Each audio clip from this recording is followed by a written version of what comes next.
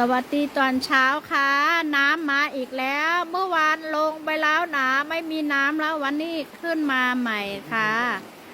เมื่อวันที่15กันยา2567วันนี้16กันยามันมาอีกแล้วค่ะน้ำขึ้นอีกแล้วนะเนี่ยค่ะ มาเร็วมากเนี่ยเมื่อวานไม่มีน้ำแล้วนะเมื่อวานยังมาทำความสะอาดร้านอยู่เลยวันนี้มันมาใหม่นะเนี่ยยังไม่ต้องทำอะไรดีกว่ามั้งรู้สิมันมาอีกแล้วนะคะมันมาจากไหนนะฝนก็ไม่ตกนะคะเนี่ย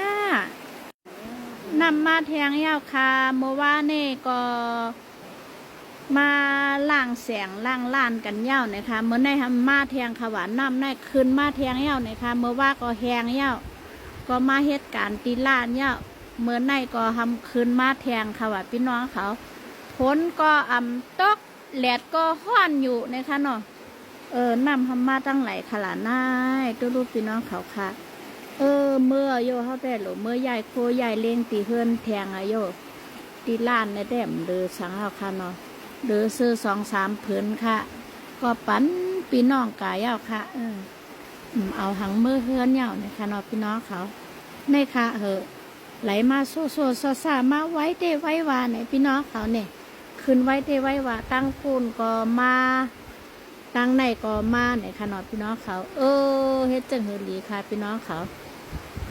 จังรักความหาเอาเนี่ยค่ะเนาะมันมาเทียงเอาบอกว่าเอาแหงเอาเหมือนในขึ้นเตะมาปึ๊ก เนี่ยค่ะมาเร็วมากมันมาอีกแล้วนะเมื่อวานแห้งหมดแล้วนะเนี่ยถามยังไงลีคะจะร้องเพลงอะไรลีคะพี่น้อง